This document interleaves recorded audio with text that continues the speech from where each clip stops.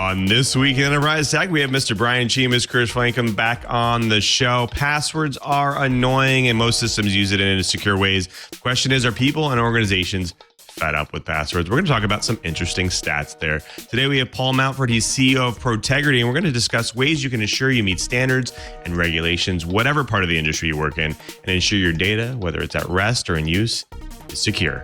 You definitely shouldn't miss it. TWiT on the set. Podcasts you love from people you trust. This is TWiT.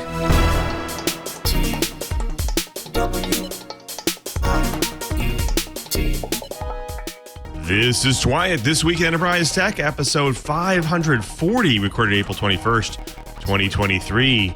Checks without borders.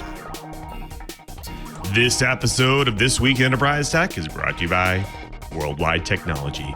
With an innovative culture, thousands of IT engineers, application developers, unmatched labs, and integration centers for testing and deploying technology at scale, WWT helps customers bridge the gap between strategy and execution. To learn more about WWT, visit wwt.com/twit. And by ACI Learning. ACI Learning amplifies expertise across industries that command higher pay. ACI Learning, transforming how companies train and technology professionals learn to fuel a modern workforce. For premium training and audit, IT, and cybersecurity readiness, visit go.acilearning.com/twit. And by Collide. Collide is a device trust solution that ensures that if a device isn't secure, it can't access your apps. It's zero trust for Okta. Visit collide.com/twit. Demo today. Welcome to TWiT, This Week in Enterprise Tech, the show that is dedicated to you, the enterprise professional, the IT pro, and that geek who just wants to know how this world is connected. I'm your host, Louis Maresca, your guide through the big world of the enterprise. I can't guide you by myself. I need to bring in the professionals and the experts in their field, starting with the very own Mr. Curtis Franklin. He's a principal analyst at Omdia, and he's the traveling analyst. Curtis, RSA is in 2 weeks. Are you ready? Oh, if RSA were in 2 weeks, I'd be thrilled, but I leave in 2 days heading out to San Francisco. I thought it was in June. No. Believe me, I think all of us would be thrilled if we had an additional week to get ready, but I'll be heading out very early Sunday morning, getting to San Francisco in the middle of the day, going into my first meetings later that afternoon, and at last count, I had 32 meetings on the dock for next week. So it should be an exciting week, talking to a lot of people, seeing a lot of things, and I'm looking forward to doing a report in a couple of weeks on what we saw at RSA. I'm afraid I won't be here next week because around the time you're starting TWiT, I will be on an airplane. So look forward to seeing everyone in 2 weeks. But until then, going to have a good time here with the rest of the TWiT riot. Well, we're definitely looking forward to the reports for sure, because I'm curious about some of the trends that are going on there. But speaking of reports, we want to report from our very own Mr. Brian Chee, net architect of Sky Fiber, our network expert. He's back from Miami Maker Faire, and I'm actually eager to hear some of the trends that are going on there. Anything interesting? Anything you found interesting there? Well, I'll tell you, there were quite a few more Star Wars fanatics at Miami, and some of the life-size paintings this one gentleman did were absolutely stunning. It was actually a 2-piece canvas, and they're like 12 feet long each, and it was the entire Mos Eisley Cantina band. Wow. And lots of cool stuff. And the same gentleman, there you go. The same gentleman actually has a life-size Wookiee costume, and his son was dressed up as Han Solo, and the son was kind of disturbed. He didn't want to pose next to the Han Solo in carbonite. But it was a lot of fun. It was entirely indoors, so we didn't have to deal with the Miami heat and humidity. There's the X-Wings. Those are really cool. The engines are actually just plastic planters. but they're spectacular. And the way they had them suspended was very cool. Anyway, lots and lots of fun. It was a long drive. Unfortunately, we had the rental truck from hell. There's a story there, I'm sure. Yeah. While I would absolutely love to badmouth the rental company, I'm going to withhold that. Just saying that I didn't know about this thing called exhaust gas filter regeneration. Apparently, to meet the emission specs of places like California, you have a set of filters that, filters out all the particulates. But if you don't run what's called regeneration, where it burns it out, it throws up warnings and doesn't let you move the truck. And one of my poor friends was actually stuck in a roadside, one of the service venues along the interstate for 9 hours waiting for the tech to show up. Unbelievable. Oh, joy. Such fun. Well, speaking of bashing, I want to bash passwords, because passwords are annoying. The way most systems use them is insecure. And the question is, are people and organizations fed up with passwords? I know I am. And we're going to talk about some of the interesting stats that are actually going on there. So we'll get into that very soon. Plus, your data, including customer data, it's stored in a lot of different places, whether it's on-prem or in the cloud. And when it's time to update it or retrieve it, you want to guarantee it's done securely and with compliance and, following regulations. And today we have Paul Mountford. He's CEO of Protegrity. And we're going to discuss ways to ensure you're meeting those standards for whatever part of the industry you work in, and ensure that your data, whatever it is, whether it's at rest or in use, is secure. So definitely stick around. Lots to discuss here. But like we always do, we have lots to talk about in the news. So let's go ahead and jump into this week's News Blips. If your organization uses applications in iOS, you know that most of them go through and are installed via the App Store, right? Well, there are some cases where you're using things like Hockey App to actually upload applications, and then you have to install that Apple Developer Enterprise Program certificate on the device, and you can sideload it and test your application. However, general availability, normally for applications, goes through one place. That's right, the Apple App Store. Well, this Mac Rumors article has some news for you. Starting in iOS 17, Apple will start allowing sideloading. That's right, sideloading outside its official App Store. Now, you might be asking, why? How?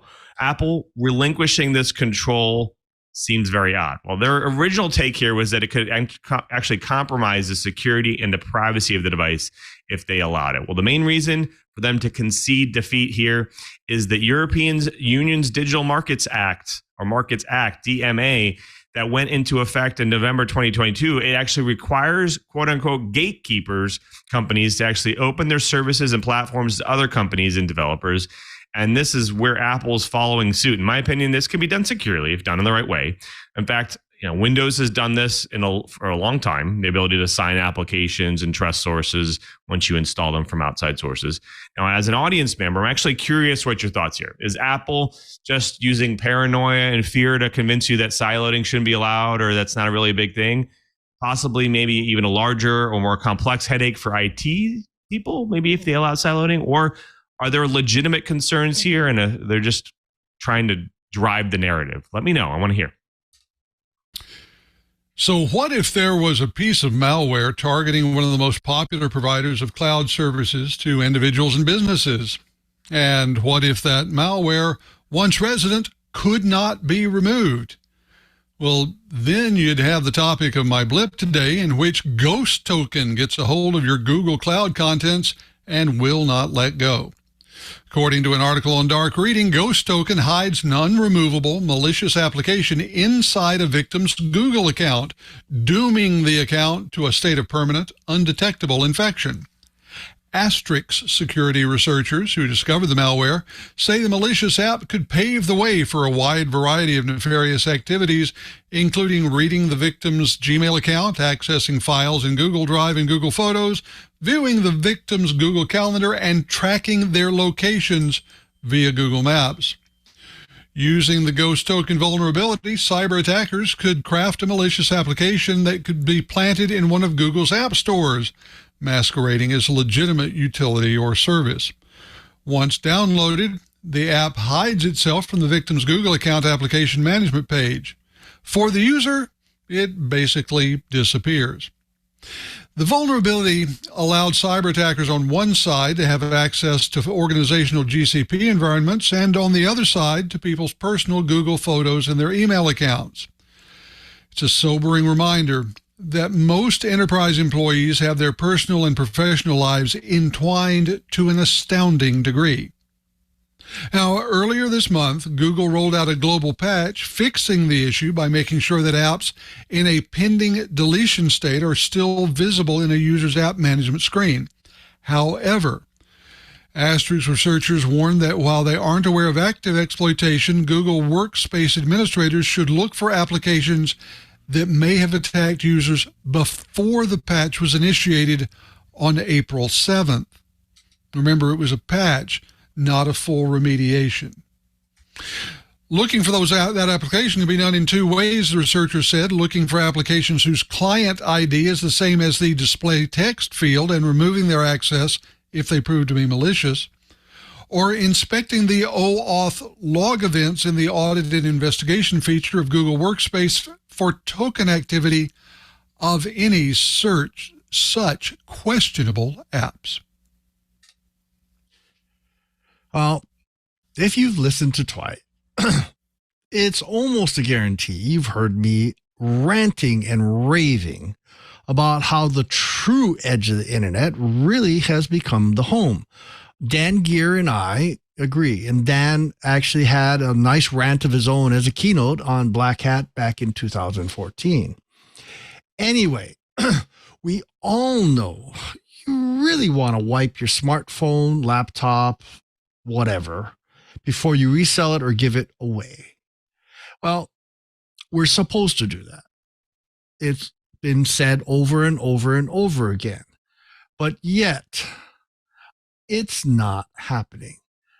In this Wired magazine article, the researchers went and bought a bunch of used routers and did a bunch of also surveys and find out over half of the enterprise devices, or in this case, routers, that they managed to get their hands on,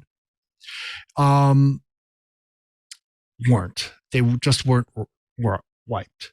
So anyway, the background story is the researchers bought 18 used routers in different models made by 3 mainstream vendors, Cisco, Fortinet, and Juniper Networks.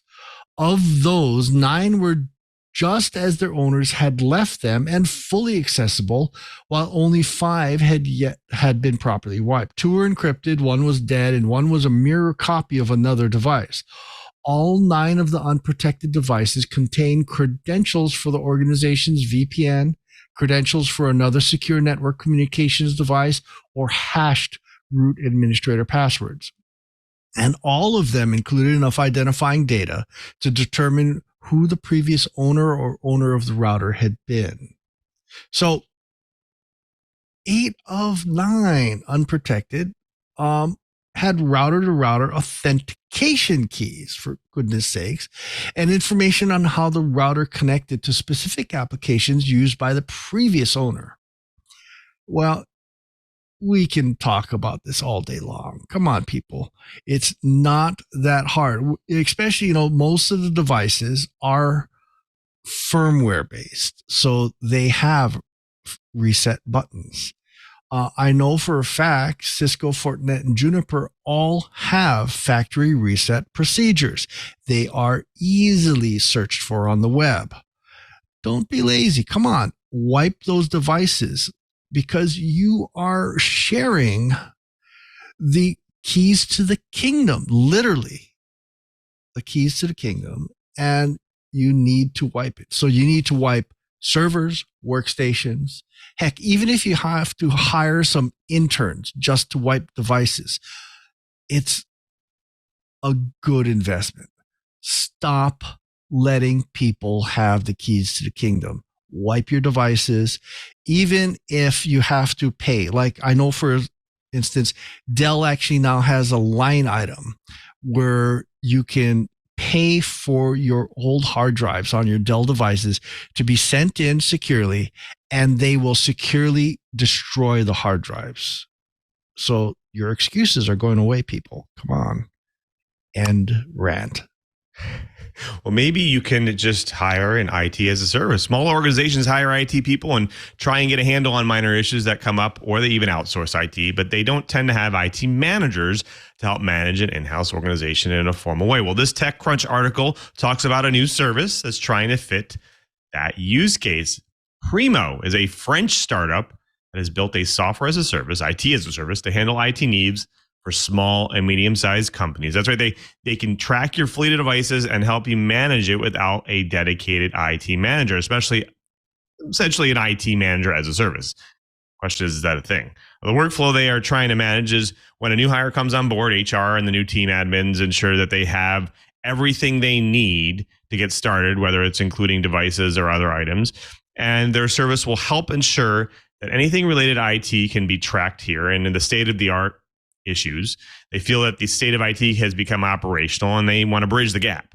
Well, they have help with organizations ordering devices. They help organizations track those devices. They also want to help them set up from first out of the box to actually reoccurring refreshes and rebuilds. They also want to help you manage devices remotely, similar to MDM. Now, the idea is that things should be easy and simple for small and medium-sized companies. When you get to the enterprise, you probably have the budget to make things complex. Now, they don't want to deal with 4 different vendors in a company for a small business. They want to cover all 95% of their processes and things in one particular solution. Well, it's a new focus for the market to target small and mid-tier organizations that don't want that complexity in their business, in their processes, and their workflows.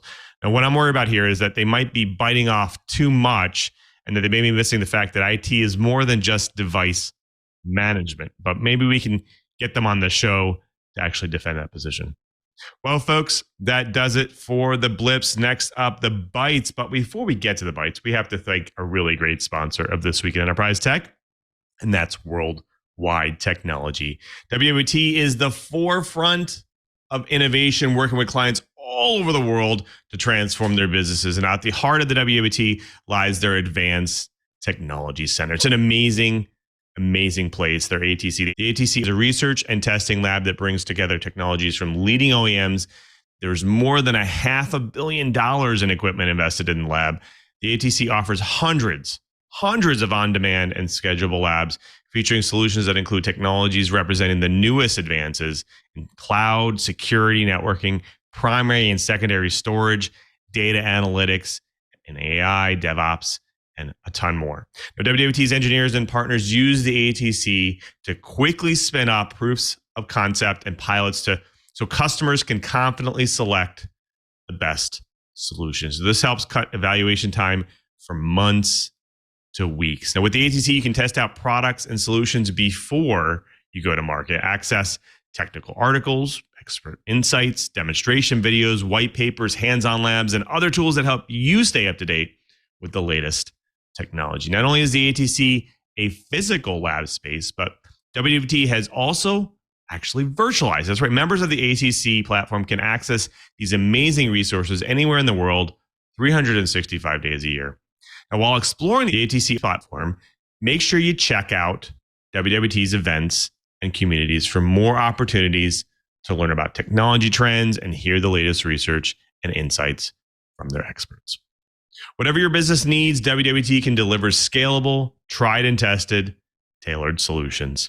WWT brings strategy and execution together to make a new world happen. To learn more about WWT, the ATC, and gain access to all their free resources, visit wwt.com/twit and create a free account on their ATC platform. That's wwt.com/twit.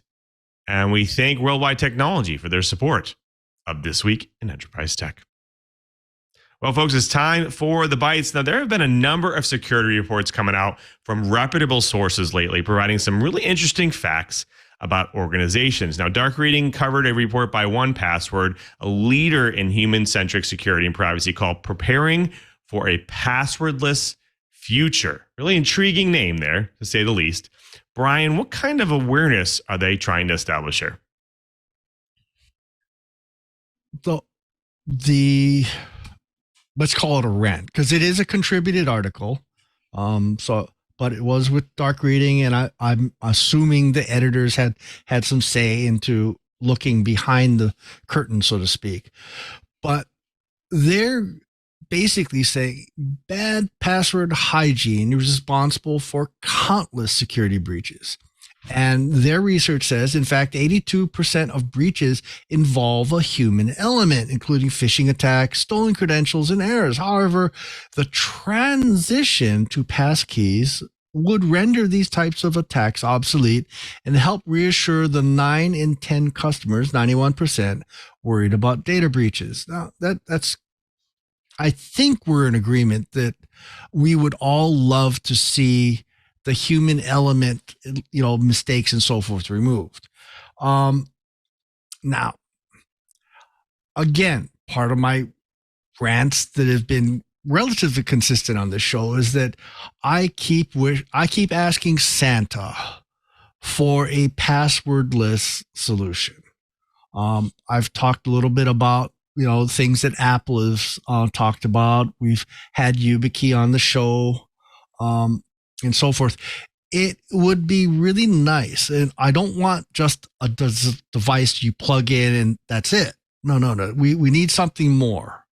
I don't want my keychain stolen by the valet parking lot and have my finances stolen because they now have my dongle.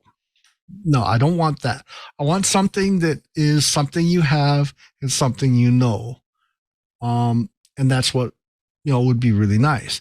Now, Mr. Lou, you and I have another thing in common. We have both had to live with dongles for a very long time. Microsoft, I was very impressed.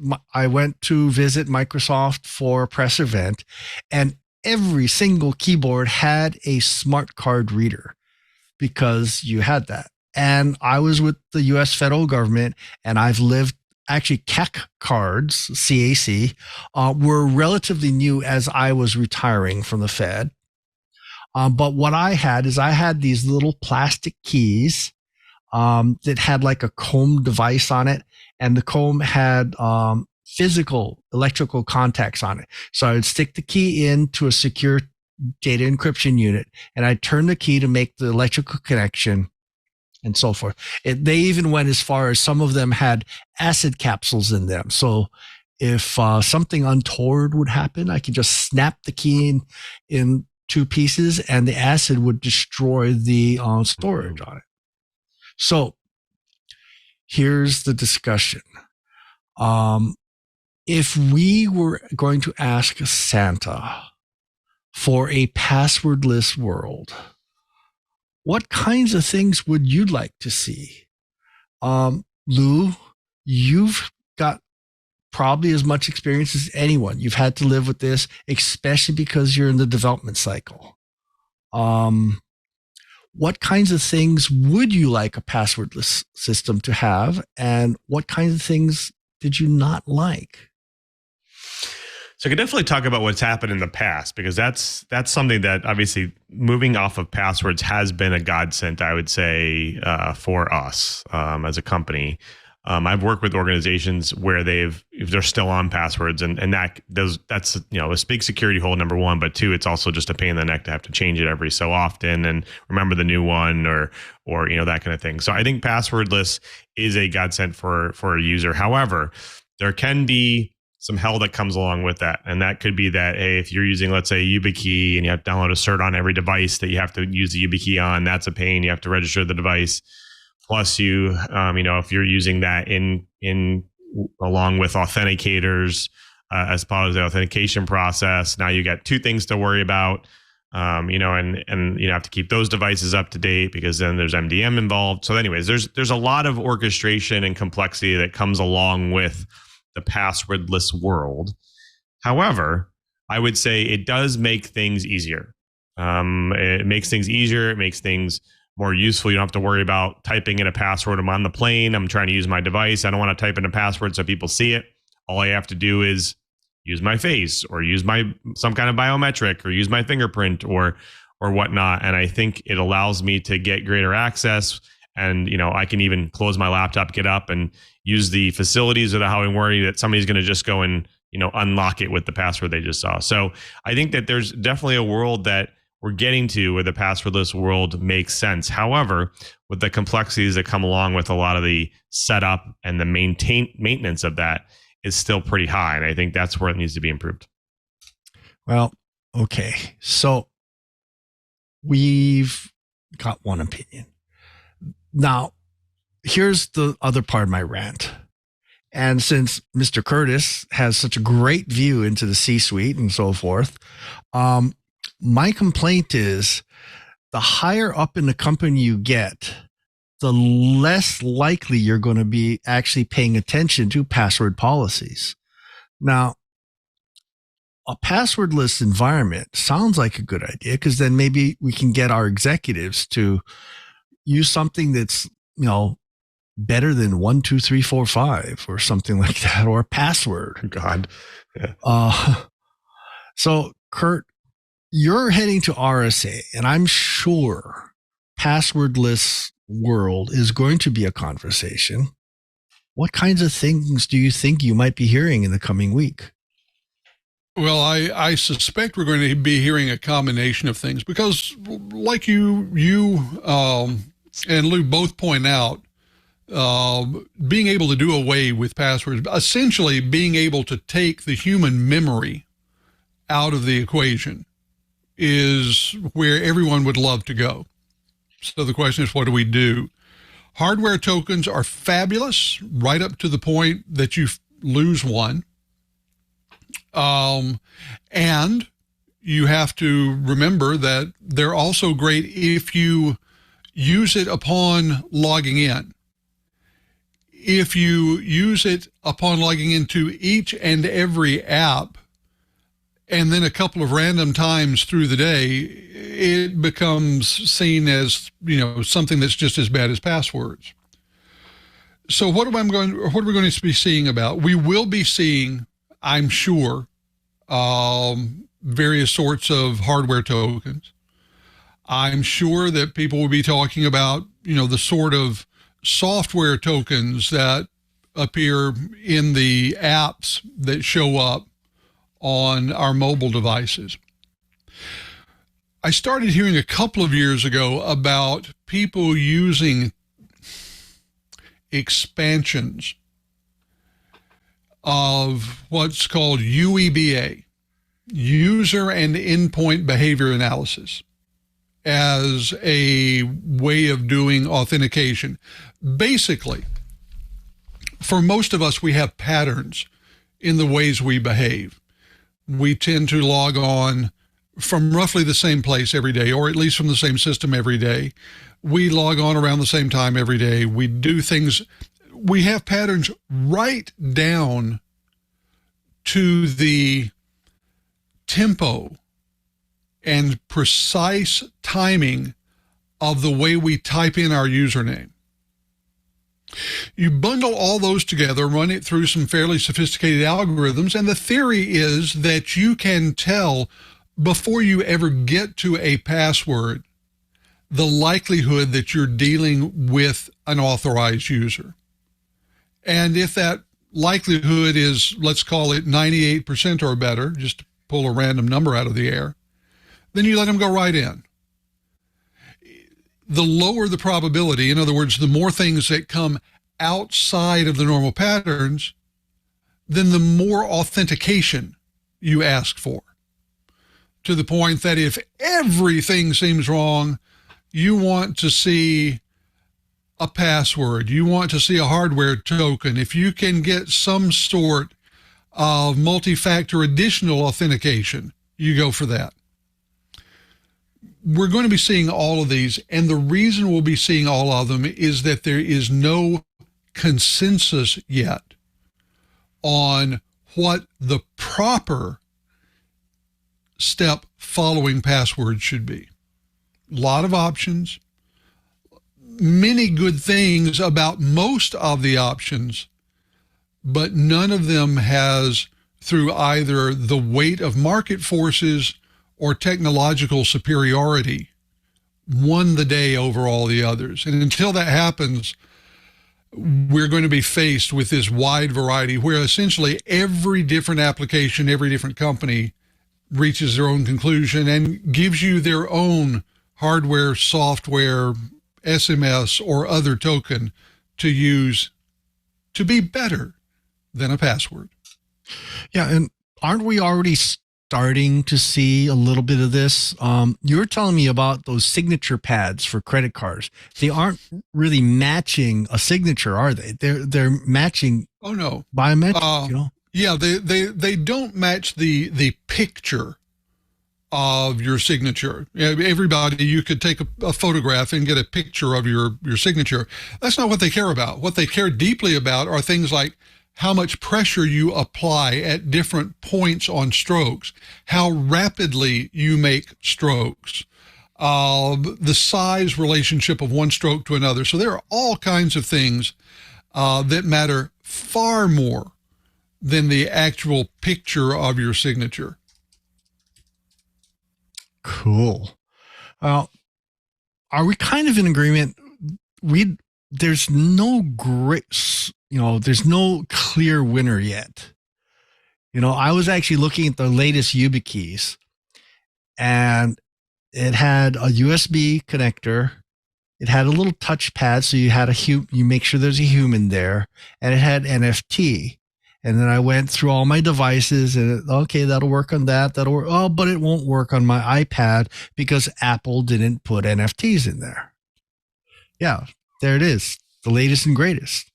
So that means I could have a dongle authenticating for me on everything except my iPad. So, gee, I don't know. I think the jury's going to be out. I think we're all in agreement. We all hate passwords. I think the world hates passwords. I think we're all in agreement that dongles sound good, but we all have some hesitancy. And I think only time will tell. It's going to be interesting to see what actually happens. But, well, that's for another show. I think it's time that we hear from another sponsor. What do you think, Mr. Lou? Sounds good. Thank you, Cheever. And next up, we do have our guest, so definitely stick around. But before we do have to thank another sponsor, and that's ACI Learning.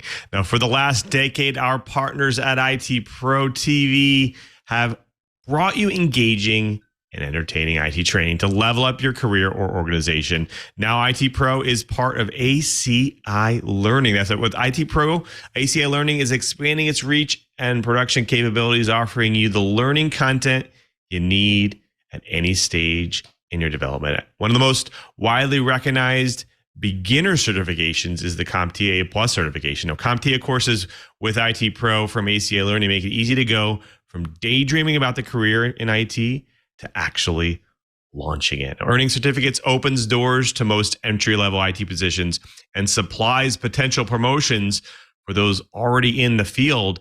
Tech is one industry where opportunities outpace growth, especially in cybersecurity. The demand for talent remains strong as tech continues to be a field that requires expertise and commands higher pay. Now, about 1/3 of information security jobs require a cybersecurity certification compared to 23% of all IT jobs. Now, while organizations are hungry for cybersecurity talent, the cyber skills gap continues to grow every day. Now, the average salary for cybersecurity specialists is $116,000. ACI Learning's information security analyst and cybersecurity specialist programs can get you certified. ACI Learning also offers multiple cybersecurity training programs that can prepare you to enter or advance within this really exciting industry that we're in. CISSP, Certified Ethical Hacker, Certified Network Defender, Cybersecurity Audit School, and Cybersecurity Frameworks offer the most popular cybersecurity certifications. How you learn really matters. ACI Learning offers fully customizable trainings for all types of learners, whether preferred in person, on demand, or remote. Take your learning beyond the classroom. For teams of 2 to 1,000, volume discounts start at 5 seats. Ask about a free 2-week trial for training for your team. April 24th through April 27th, IT Pro wants to connect with you at RSA. The products you know and love, IT Pro, Audit Pro, and Practice Labs, are now training the modern workforce together as ACI Learning. Visit booth 2429. ACI Learning, transforming how companies train and technology professionals learn to fuel the modern workforce. For premium training in audit, IT, and cybersecurity readiness, visit go.acilearning.com/twit. That's go.acilearning.com/twit. Use our special code TWIT30 for 30% off a standard or premium individual IT Pro membership. And we thank ACI Learning for their support of This Week in Enterprise Tech. Well, folks, it's time for the guest, my favorite part of the show. And today we have Paul Mountford. He's CEO of Protegrity. Welcome to the show, Paul. Hey, great. Thank you very much. Great to be with you. Appreciate you being here. And our audience is a wide range of professionals, whether it's starting out to CISOs, to CTOs and CEOs. Some of them love to hear people's origin stories. Can you take us through an abridged journey through tech and what brought you to Protegrity? I will abridge it because it's been about 40 years. We could use the whole show. But no, I kind of started, if you look at my time in the IT industry, it's been 20 years in Europe in various, starting off as a sales guy many, many years ago. And then going up through into leadership over there and running some big tech businesses. And then Cisco, who I was with at the time, brought me over to the US in 2000. Just at the time, if you remember, the internet bubble burst, which was an interesting time. And then, I ran their channel business worldwide. And then I built the emerging market division for them, which was 132 countries, 23 time zones. And then I ended up running their enterprise business globally before I moved off. And I was a CEO in New York for a while on web intelligence. And then from there to Riverbed, which many of you will know from their digital experience business, as well as their WAN optimization. And then, I did some work in the storage industry with Pure Storage as an executive there.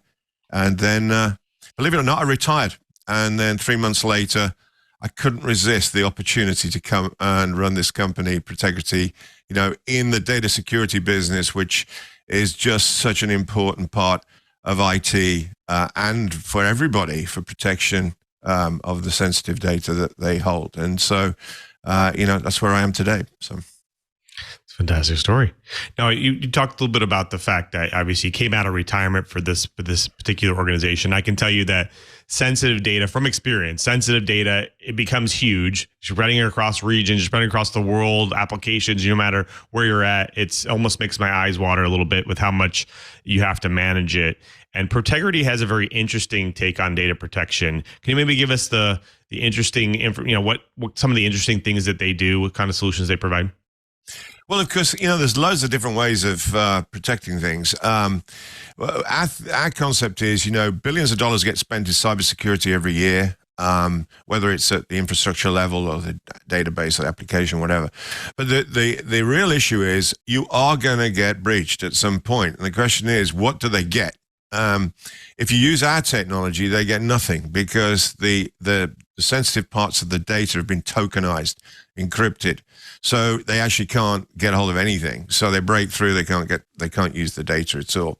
So that's what we do. It's called fine-grained tokenization. There's lots of different ways. There's coarse grain, which people are familiar with, I think probably on this call. There's data masking, there's anonymization, all those different types of things. We do all of those things, but fine grain is really what we're known for. And the reason that fine grain is important versus other techniques probably is because you can protect just the sensitive parts of the data and allow the rest of the data to be used, which is kind of fundamental. And we could go into that more if you're interested on that. Absolutely. I'm actually definitely interested. And not only that, I'm interested in the fact that you said you encrypt data. Now, does this both at rest? Is it in use? Is it in transit? Like how are you guys, what's kind of happening with that? Is it in all aspects of your data? Yeah, so it doesn't matter if it's rest, it's in transit, or it's being used, it's protected. So that's the big advantage. So encryption in classic sense is like putting everything in Fort Knox. You know, you know where the gold is, but you can't get at it.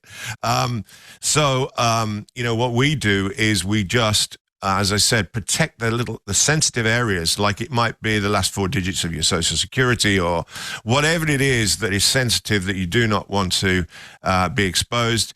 And then the rest of the data is available because, you know, the whole idea of, you know, I mean, at Cisco, I went through, you know, building out infrastructure worldwide for networks, which allowed people to connect. But once you were connected, then the next thing is how the big value next was data. You know, data's the new oil, right? This is how you get value out of everything. But if you encrypt it, you can't use it.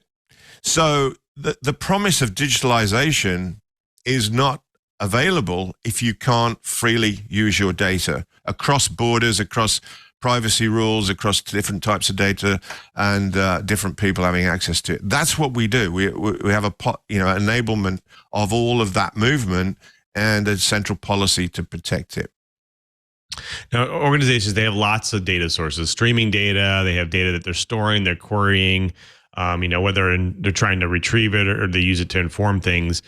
It comes at a price, obviously, for a lot of organizations. Can you maybe tell us if some of the organizations you work with, what are they doing to manage it now? How are they handling their data now compared to actually moving to your solution? Is there some kind of trends that you're seeing with some organizations out there that's spending about a bunch of money in some solutions?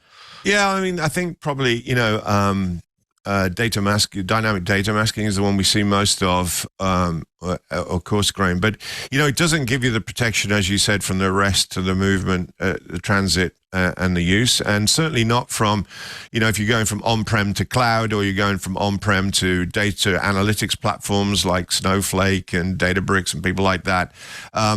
You know, you need to be able to protect your data all the way through that. And that's what we do. And it's interesting. It's a little bit like, I always think it's a bit like the Wild West, you know, the promise of the new life in the West. Everybody got on wagon trains and hurtled across America, and then later thought, oh, what about law and order? Because I've got all this important property I've now got, and these great ranches and farms, and I need some law and order. And we've been a bit slow on the law and order to come into the back of the internet and the you know, the promise of data. And you know, that's what we do, and we absolutely protect our customers. I mean, our customers are just to give you some idea. I mean, we are.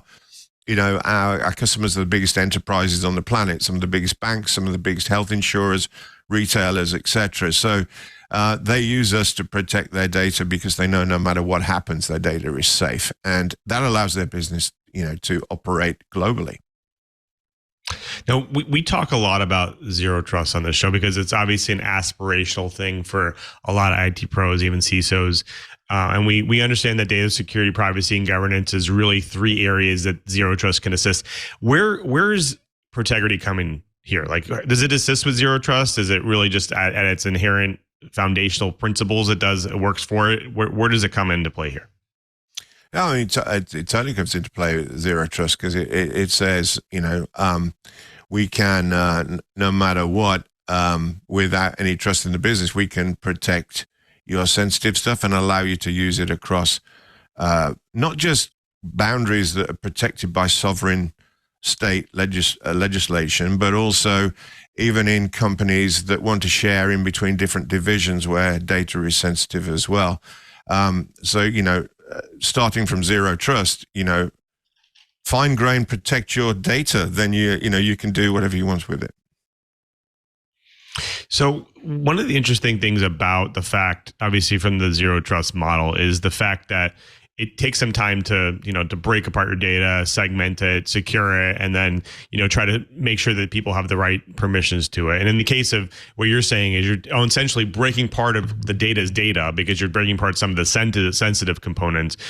Does Protegrity do a lot of this work for you? Do you have to go in and And just like if you're getting started, you have a whole bunch of data, you have to essentially describe to Protegrity, hey, this is the data that I want to secure or the parts of data I want to secure. And then it goes and does the work for you. How does an organization get started here? Yeah, it does. I mean, look, there is a lot of, first of all, you have to prepare your data, right? So you have to, do your data cataloging and prepare it and structure it. So we help with that. But there are plenty of technology companies that also do that. I mean, you're, I'm sure, aware of those. This is in a big enterprise because, their data's everywhere. And sometimes they don't know where their sensitive data is. So, it has to be discovered first. So we do have a discovery capability. But there are a lot of, there are other solutions as well that can do that sort of cataloging up front. But once it's been set up, then we then identify the data, where the sensitivity is, and then we create a centralized policy. So that centralized policy today is based on role, and the keys are held, based on who has access and who doesn't have access, and that policy is managed from a central capability. But we're also bringing into that attribute-based as well, so you can start to look at it by data type, for example, data privacy rules, and the role. So if you think of the combination of that, it's great because you can make a very fine concept in terms of how you're protecting your business, and you can automate based on those different elements. So in other words, you don't need to know the data privacy. Once you've set it, you don't need to know what the data privacy rules are for Japan, for example. And if you're an American company and you're working in Japan, how do you get the data that you need in order to analyze and then send it back to Japan for it to be used? So that's what we do, and we have allowed that cross-border capability, the ability to move data between different environments with different regulation, different privacy rules, and still share the data without contravening any of that. Well, we have lots more to talk about here, and my co-hosts obviously have their own questions they want to jump into. But sure, before we do have to thank another great sponsor of This Week in Enterprise Tech, and that's Collide. Collide is a device trust solution that ensures your unsecured devices can't access your apps. Collide has some big news. If you're an Okta user, Collide can get your entire fleet to 100% compliance. 100%. Collide patches one of the major holes in zero trust architecture: device compliance. That's right. Think about it. Your identity provider only lets known devices log into your apps.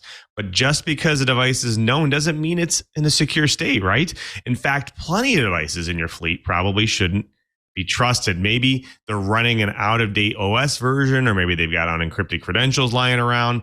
If a device isn't compliant or isn't running the Collide agent, it can't access the organization's SaaS apps or even other resources. So the device user can't log into your company's cloud apps until they fix the problem on their end. It's that simple. For example, a device will be blocked if an employee doesn't have an up-to-date browser. Using end-user remediation helps drive your fleet to 100% compliance without overwhelming your IT team. Without Collide, IT teams have no way to solve these compliance issues or stop insecure devices from logging in. With Collide, you can set and enforce compliance across your entire fleet, whether it's Mac, Windows, or even Linux. Collide is unique in that it makes device compliance part of the authentication process. When a user logs in with Okta, Collide alerts them to compliance issues and prevents unsecured devices from logging in. It's security you feel really good about because Collide puts transparency and respect for users at the center of the product. To sum it up, Collide's method means fewer support tickets, less friction and frustration, and most importantly, 100% fleet compliance. Visit collide.com/TWiT to learn more or book a demo. That's KOLIDE.com/TWiT. And we thank Collide for their support of This Week in Enterprise Tech. Well, folks, we've been talking with Paul Mountford. He's CEO of Protegrity. We're talking about data security, privacy, data in transit, encryption, all that fun stuff. But I do want to bring my co-hosts in because they have a ton of questions here. Let's throw it over to you, Curtis. Thanks very much. Paul, we've been talking about a number of things, but I'm curious about the extent to which customers come to you asking about the use of your technology as part of their resilience program. Is that something that businesses are talking to you about, or is better resilience just a nice side effect of all the other things they get with your services? When you mean business resilience, you mean business resilience at the business level, or do you mean resilience at the tech level? Primarily at the tech, but to a greater and greater extent, I think it's tougher to completely separate those two. There's a lot of vast gray, mushy area between them. Right. Well, I mean, we typically, I haven't got involved in a resilience conversation. I'm sure that is true amongst my team. I typically get the question around, how do I get the value of data? How do I get the value of data in my global business, given that I can't now exchange data across many of the borders that we have, and the investment we made in many countries around the world, and now we can't share data. So now we have to set up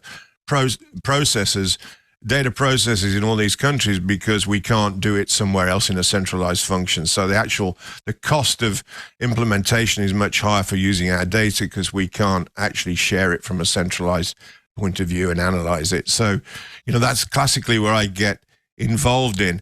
In terms of, resilience of the tech itself, it's not something I'm familiar with. No worries. Well, one of the things, you bring up the value of the data. Yeah. And when they are working with you to get that value, are they satisfied with simply getting the results of processing the data, or do they feel like in order to do that, they must have the data, the content of the data moving across jurisdictions?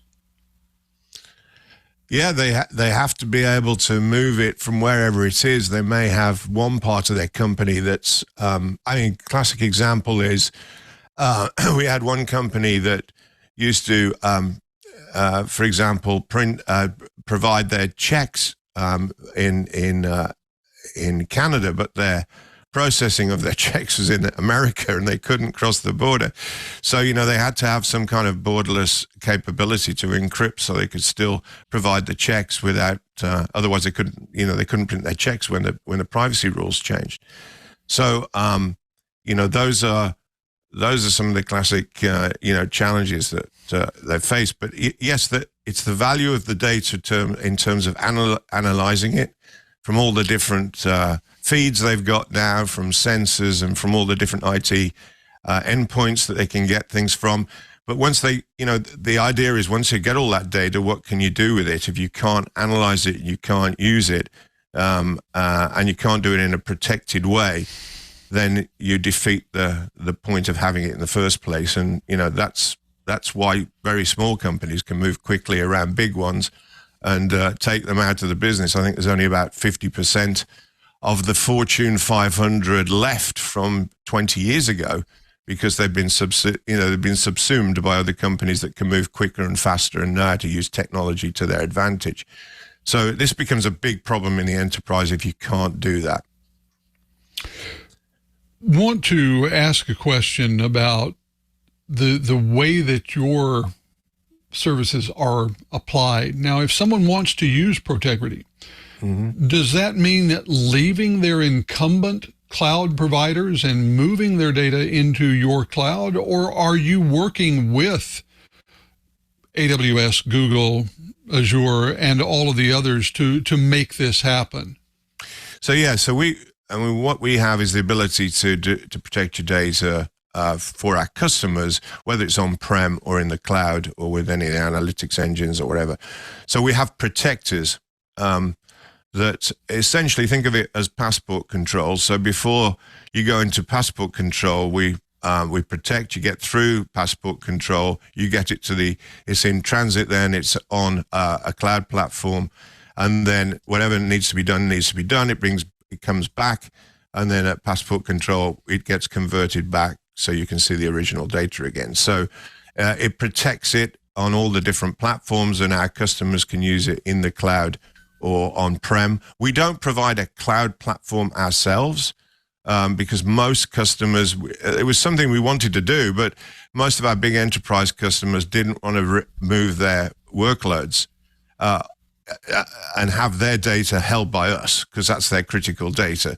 So that most enterprise customers don't want to do that, but of course they want to use the cloud, so they do it from their own premise, and we provide the protection from their own premise, so that not only cloud and analytics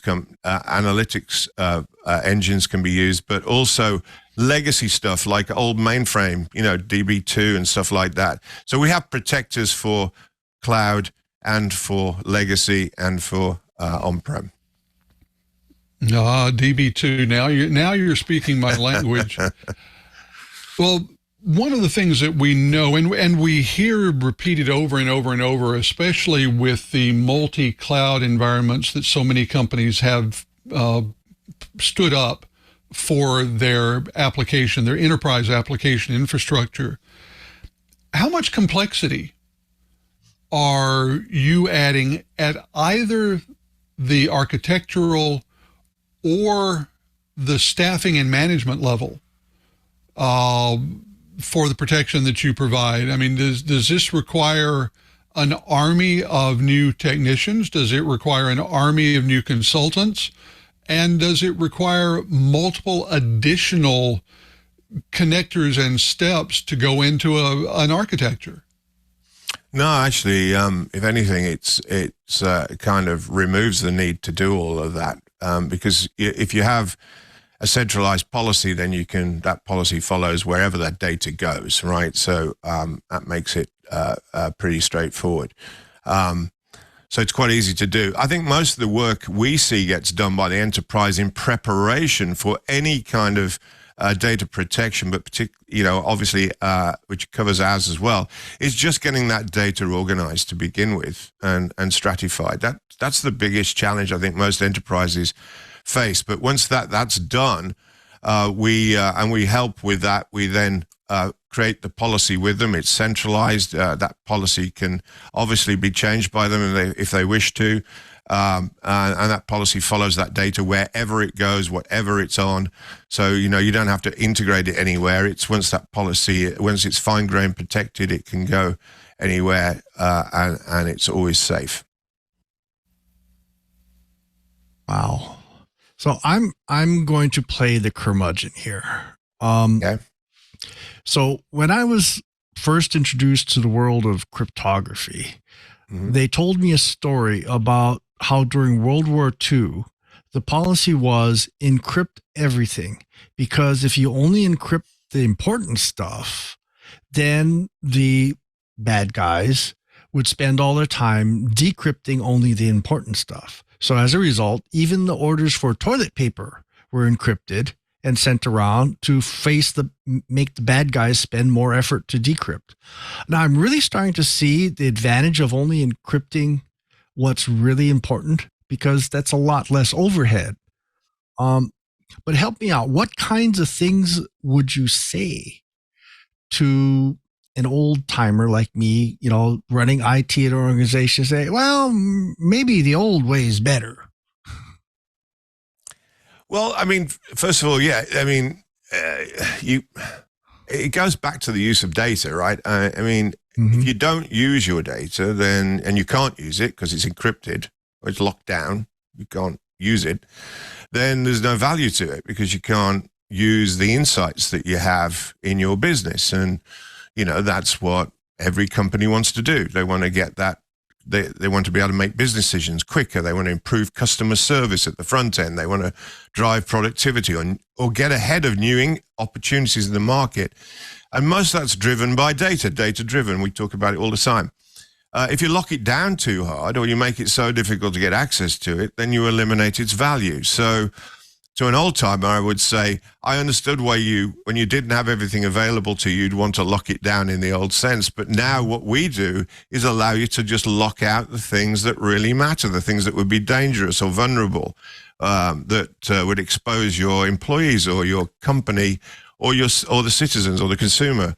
And so you only have to look after that one bit. But once you've locked that down, it's locked down. I mean, you can't It's even quantum protected. It's it would be extraordinarily hard to ever get access to that. Yeah, and I'm really definitely seeing the advantage, because that means if someone goofs and leaves a back door open, if the important pieces are encrypted, it doesn't matter if they goofed, right? Right. So I think what we're going to do next is saying, hey, we have viewers in all walks of life, all over the world. What kinds of government regulations do they need to be aware of if we're going to be using your solution? And what kinds of homework should they be doing in preparation to adopt your system? Well, I mean, first and foremost, you will know, the privacy on the regulatory. You might be in a regulatory industry, which of course is where our first customers came from, and that was at a time when, what I call the life insurance value proposition was there, which is, protect your data and you'll be okay, and you won't pay fines on your regulatory environment or later in your data privacy with your government, because you're not allowed to send that data overseas. It's got to stay resident onshore, that you would be able to, protect it from that, the life insurance side. The thing that's far more valuable, though, is, as I said before, the data sharing. So if you can do that data sharing across any boundary, anywhere, all you have to do with us is identify where your sensitive data is. We tokenize it. We set a central policy for it, and away they go. And they can, that's always protected unless you change your policy. And, so that's what we, I would say for anybody thinking about this is just down at the data level. Once you've done that, it doesn't matter what goes on around it, what the database, the cloud, the network, it doesn't matter. If you've protected that data at that point, you're safe to use that data wherever. And you can do it without having to worry about the regulation rules, because you've already complied with them. So whether it's GDPR or it's PCI or whatever it is, it's protected in the way that those rules are set out, and that's how you operate. Once it's there for forever unless you change it. Well, folks, I'll tell you one thing. Time flies when you're having fun. Thank you so much, Paul, for being here. We're running a little low on time, but I did want to give you a chance to tell the folks at home and our audience where they can learn more about Protegrity, maybe how their organization gets started. Yeah, I mean, please, protegrity.com. Please go and take a look there. I'll take you down. We've just finished our new website, so it'll take you down through and you'll be able to see whatever you like, or contact us directly at Protegrity. We'd love to come and talk to you and share with you the value of what we've done with so many large corporations around the world. Well, folks, you've done it again. You sat through another hour of the best selling enterprise podcast in the universe. So definitely tune your podcatchers to TWiT. I want to thank everyone who makes this show possible, especially to my co-host, our very own co-host here, starting with the very own Mr. Brian Chee. Brian, it's great to see you. You can tell the folks at home where they can find you and where they can find your work, how they can get in touch with you. You can hear me rant about things that I like and dislike. That I think that's the reason why people actually subscribe to my Twitter channel. I'm not quite the curmudgeon of Oliver, and yes, Oliver's not on for a little while. We got to give him a rest, but we'll have him on in the future. Anyway, speaking of Twitter, my Twitter handle is ADVNETLAB, Advanced Net Lab, and we'll go and talk about all kinds of things. I actually posted a whole bunch of pictures from Maker Faire Miami. You can actually see in one of the thumbnails the Han Solo in Carbonite. So lots of fun. Yeah, there's Han. And those are actually hand painted, including the band from Tatooine. Anyway, you're also welcome to throw your show suggestions and questions and so forth at me via email. I'm Cheebert, spelled CheeBert at twit.tv. You're also welcome to throw an email at TWiT at twit.tv, and that'll hit all the hosts. We'd love to hear from you. We'd love to hear your ideas, and we'd love for you to be safe. Take care, everyone. Thank you, Cheebert. Well, we also have to thank our very own Mr. Curtis Franklin, the traveling enterprise and security guy. I guess that's a little too generic. Curtis, what about you? What's going on for you in the coming weeks? Where can people find you? Well, next week they can find me in San Francisco and mostly at the Moscone Convention Center. Although I have to say I will be getting in my steps, visiting all of the fine hotels thereabout to catch meetings off the show floor. Looking forward to doing a lot of social media reporting on the meetings, and I'll be doing some writing, some somewhat longer pieces following that. For all of that, you can follow me on Twitter, KG4GWA. I'm on Mastodon, KG4GWA at at mastodon.sdf.org. And I'm also on LinkedIn, Curtis Franklin. Let me know what you'd like to know about. I have some thoughts. I'll be sharing them. I've got happily a couple of really long plane rides on either end of this trip that should let me get a bit of writing done. So I'll look forward to seeing all of you online and talking about RSA. Thank you, Curtis. I'm looking forward to it. Well, folks, we also have to thank you as well. You're the person who drops in each and every week to get your enterprise and IT goodness. We want to make it easy for you to watch, listen, and catch up on your IT news. So go to our show page right now, twit.tv/TWiT. There you'll find all the amazing back episodes and the show notes, co-host information, guest information, and the links that we do during the show. But more importantly, next to those videos there, you'll get those helpful subscribe and download links. Support the show by getting your audio version or your video version of your choice. Listen on any one of your devices because we're on all of them and we're on all of your podcast applications. So definitely support the show by subscribing. But you can also support the show by subscribing to Club TWiT. That's right. It's a members-only ad-free podcast service with a bonus TWiT Plus feed that you can't get anywhere else. That's right. It's exclusive to the Club TWiT, and it's only $7 a month. And there's a lot of great things about Club TWiT. Not only that's that TWiT Plus feed, but they also have an amazing Discord server. That's right. It's a members-only Discord server, and you get exclusive access to that. You can chat with hosts, producers. You can have separate discussion channels, lots of amazing channels in there. I can't even count them. That's how many. Plus, they also have special events that you can't get anywhere else. So definitely check out Club TWiT. Be part of that movement. Go to twit.tv/ClubTWiT. Now, they also offer corporate group plans as well. Club TWiT has an amazing group plan for corporations. It's a great way to give your team access to all of our ad-free tech podcasts. The plans start with 5 members and a discounted rate of just $6 each per month. And you can add as many seats as you like. And this is really a great way for your IT departments, your developers, your tech teams to stay on top of all of our podcasts. So definitely join that as well. It's just like regular memberships. They can join the TWiT Discord server and get that TWiT Plus bonus feed. So definitely join Club TWiT, twit.tv/ClubTWiT.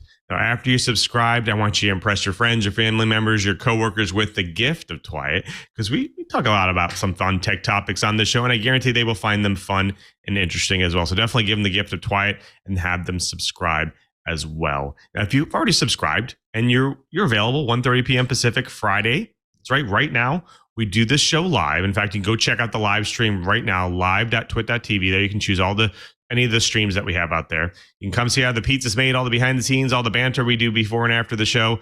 Come watch the live stream and be part of that fun. If you're going to watch the live stream, you have to jump into the IRC channel as well. We have an amazing, famous IRC channel. You go to irc.twit.tv. It jumps you into the TWiT Live channel immediately. And there's some amazing characters in there, some really crafty people. I was just seeing all the show titles they like to throw at us at the end of the show. They're really crafty, pithy show titles. So thank you guys for everyone in there and all your support over the years. Really, if you're going to be watching the show live, you got to jump in there for sure.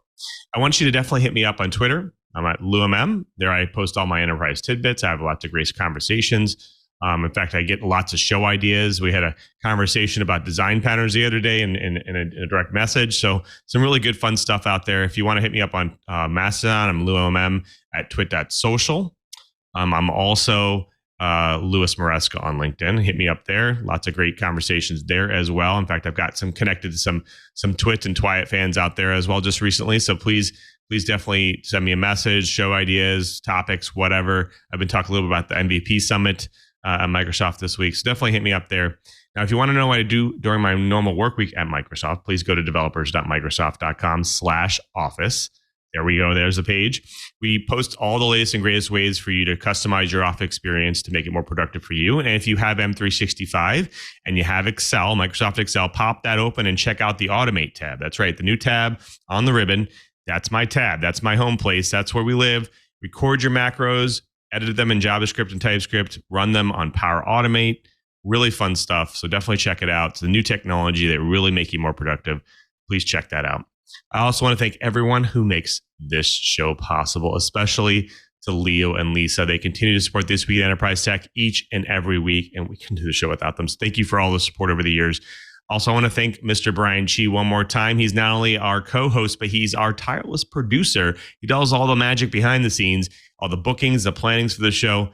And again, we just really couldn't do the show without him. So thank you, Cheebert, for all your support, even while you're busy doing Maker Fairs. And of course, before we sign out, we have to thank our editor for today, Mr. Victor. Victor, thank you for all your support. Make us look good after the fact. And of course, our TD for today, our technical director. He's the man behind the curtain. He's done all the switching and all the fun stuff, making all the streams look good. The talented Mr. Ant Pruitt.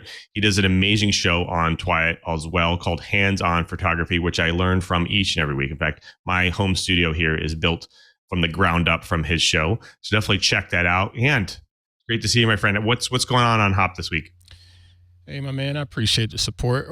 This week, I sat down with my friend, my homie, my buddy, Mr. Steve Brazo, because it was NAB week there in Vegas, and he made the trip out there, and I figured, you know what? Why not ask somebody with boots on the ground what's going on at NAB? And shared a lot of interesting stuff with some of the products that was announced, and of course, Mr. Victor edits my show too, so he makes the B-roll look so dadgum good on that show. I love Mr. Victor. Check it out, twit.tv/HOP. Thank you. Appreciate it. We do love Mr. Victor. Well, until next time, I'm Louis Maresca, just reminding you, if you want to know what's going on in the enterprise, just keep TWiT. Hey, we should talk Linux. It's the operating system that runs the internet, a bunch of game consoles, cell phones, and maybe even the machine on your desk. But you already knew all that. What you may not know is that TWiT now has a show dedicated to it, the Untitled Linux Show. Whether you're a Linux pro, a burgeoning sysadmin, or just curious what the big deal is, you should join us on the Club TWiT Discord every Saturday afternoon for news, analysis, and tips to sharpen your Linux skills. And then make sure you subscribe to the Club TWiT exclusive Untitled Linux Show. Wait, you're not a Club TWiT member yet? Well, go to twit.tv/clubtwit and sign up. Hope to see you there.